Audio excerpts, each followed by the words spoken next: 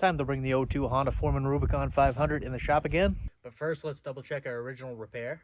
So originally this thing came in for a good service and tune-up, but went through the carb because this thing basically would not cold start without using the primer on the carburetor, which is not right. You should be able to choke this thing and it fire right up. So we're going to test that here. It's been sitting for a few days in the same spot, haven't touched it. So I drained the fuel system out of the tank, cleaned the carburetor, new oil and filter in the engine transmission, new gear oil in the front and rear diffs.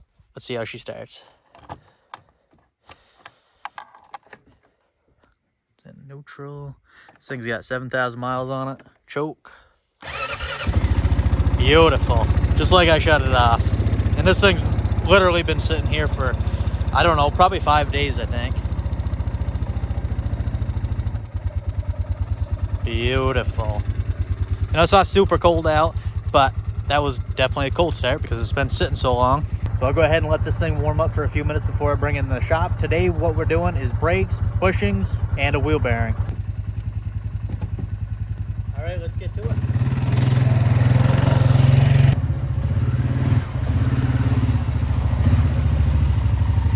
Let's go ahead and lift this back up.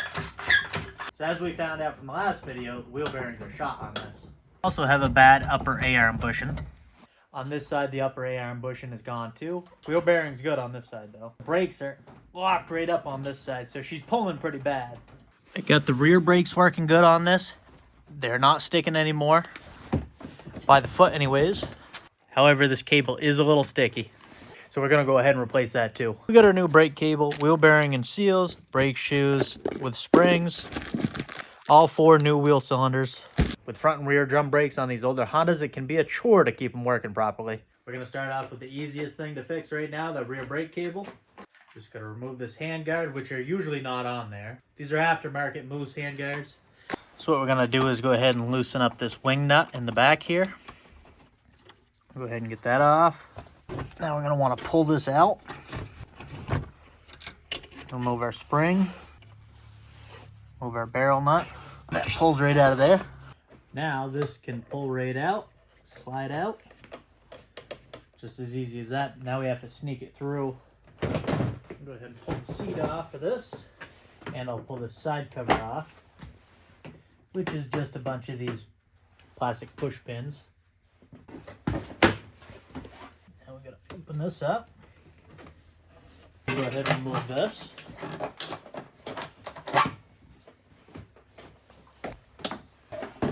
Get that cable out of there. Open our new package up.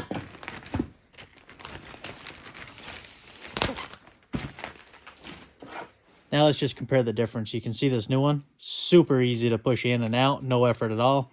This old one, yeah, not quite. And I lubed this up. This was actually worse.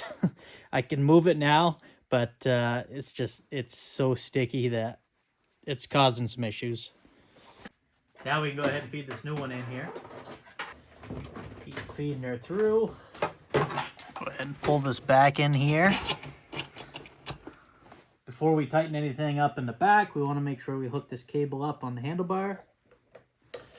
Just like that. Oh, you know what? I forget something. I forget this rubber boot. This didn't come on the new one. It was this came off the old cable. Now we can go ahead and hook that up. Just like that. Now we can go ahead and put our spring on. Put our little barrel nut through. Now we can tighten up our wing nut. What we're gonna do is we're just gonna tighten this up enough until we get the best feeling pedal. Now we'll just go ahead and reinstall our handguard. Like I said, this is not usually on here. This is an add-on. Now we'll just put this back up in the loop. Slap our side cover back on. Now our seat.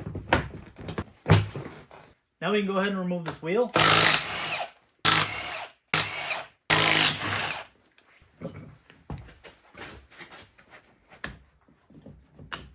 We'll go ahead and remove this brake drum to 8mm. I already had this one off, so it should pop off okay. Yeah, the other one's gonna be a chore. Just look how bad that wheel bearing is. And this nut is tightened up all the way. We'll go ahead and remove this hub nut. We can pull this out. Go ahead and remove this one. Go ahead and get this tie rod out of the way. Now we gotta remove the nut off the upper and lower ball joints. Go ahead and remove our 12mm brake line.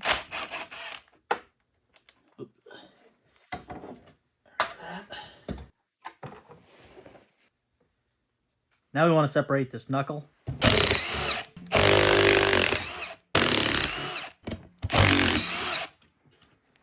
We'll go ahead and pull these brakes apart.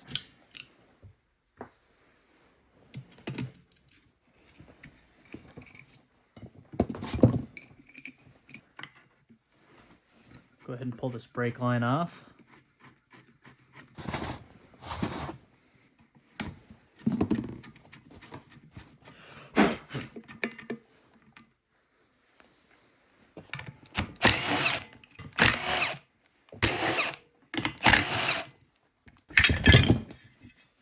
Everything slides right out. Go ahead and open up this wheel cylinder. You'll see that's what happens. They get really rusty and then they just do not work anymore.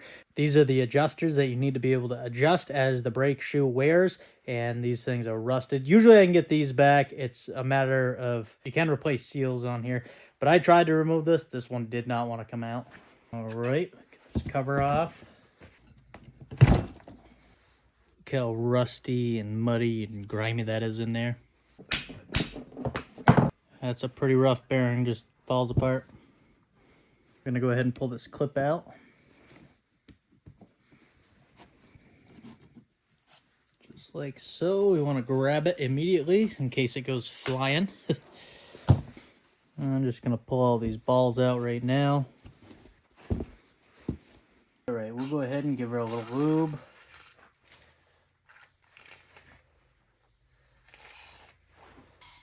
Give her a little heat.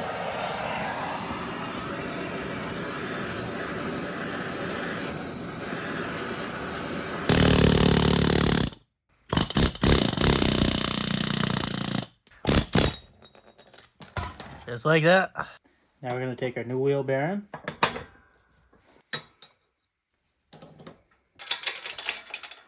Go ahead and press it on in there.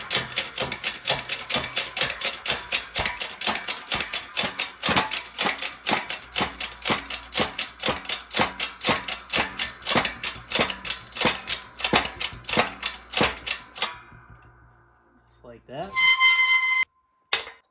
I use the old bearing for the spacer. It's perfect size. Now we go ahead and put our clip back in.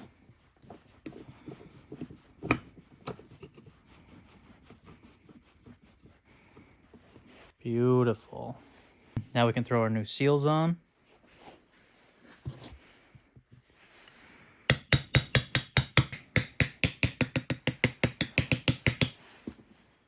Just like that. Now we can throw this one on.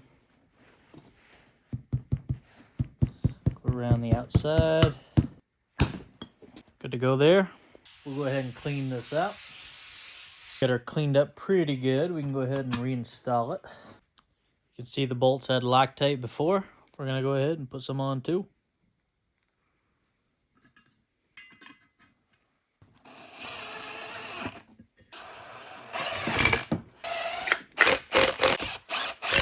We need 2 wheel cylinders. As you can see, these are marked left and right, so we need 2 rights. 2 rights. And go ahead and put them on.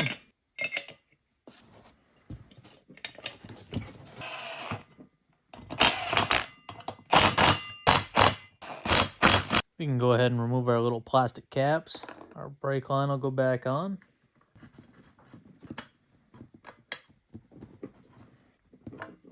Take a new set of brake shoes. Go ahead and put our springs on the brake shoes.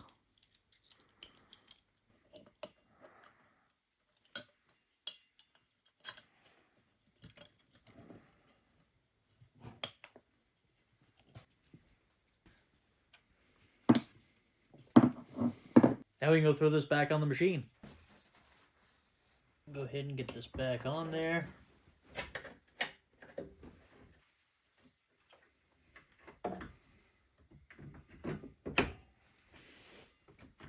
Get our hub in there.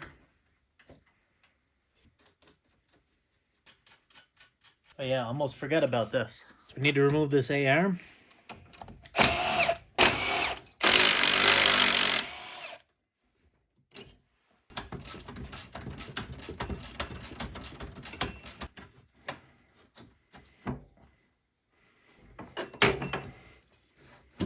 This darn plow mount is blocking my way to get this out, but I get the A-arm out, luckily. See how much plays in there? Turn it to the other side. Other side's worse, actually. Let's get that old one out. We got our new A-arm bushing. That's a much tighter fit. Little grease on there.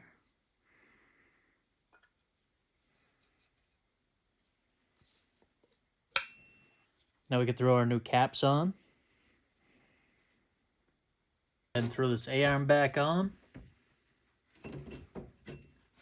Bolt we're gonna put through the back, since how this mount makes it so hard to get it in from the front.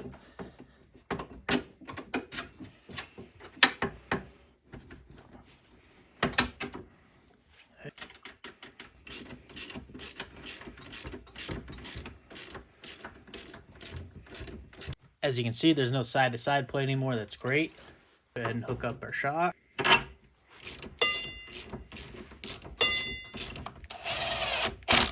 Now we can finish putting this back together.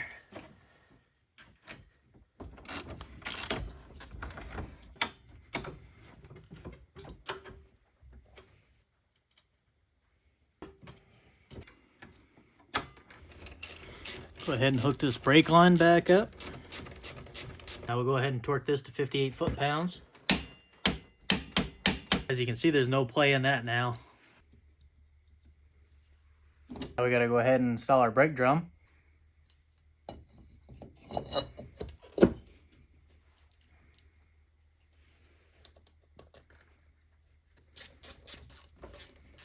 When I say adjust the brakes, we gotta pull this cap. We need to rotate this until we can see that adjuster in the hole. Now what we're gonna do is we're gonna adjust this. We'll keep going over until we feel some resistance on the brakes, and we back it off a notch until we don't. Right there, I can feel some resistance. Just loosen it up one tooth. Now it's nice and smooth. Rotate until this hole is on this side. Adjust until we feel drag. And we'll put our plug back in. Now, I'm not gonna make you watch this whole side, but I'm gonna go ahead and do the same thing. This side came off a lot harder, but I was just gonna have you look. Yeah, see how rusty those adjusters are? They would never move without a lot of heat and lube. Let me show you what these things look like without touching them. Very, very crusty. This is a piston that should move up and down. That thing hasn't moved for a long time. As you can see on this side, I went ahead and put new shoes, new wheel cylinders as well. Because, yeah, these were crusty. The wheel bearing was good, so I didn't have to remove this whole knuckle. However, upper A-arm on this one is worn as well. We'll go ahead and throw our new bushing in. New caps. All right, now that it's all tightened down, no more play in there. So now I just got to reassemble this, adjust the brakes, bleed the brakes, and we can give this thing a try. Now that's always fun to get out. Nice. Thank you, Milwaukee. The one's pretty bad too. Beautiful. Go ahead and throw some brake fluid in there. Keep pumping.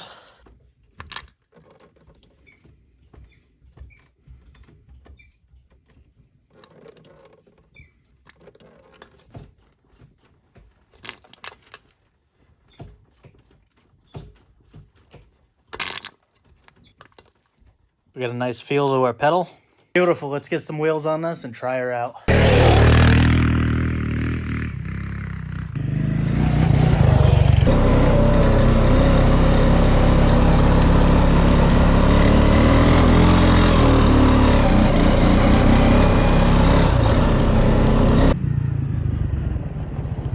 Yeah, I can stop. This thing handles way better now. I like all the different modes of the transmissions. You got D1, D2, which is different drive modes. You got low range on this thing. You got ESP, so you can shift, so you can manually shift yourself. You can even do that in low range. First gear, second, third. Most people run these things in dry D1. D2 is like a low RPM.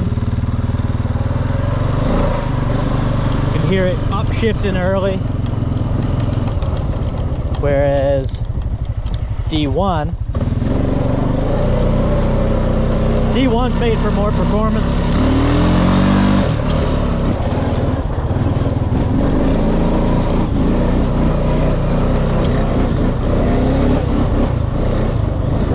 That's great. The brakes are working good. This thing's ready to go back to the owner. Just in time too, because we're supposed to get a pretty good sized snowstorm the next few days. Hope you guys enjoyed the video. If you did, consider subscribing and hitting that like button. Maybe throw a comment in there. I'll see you next time.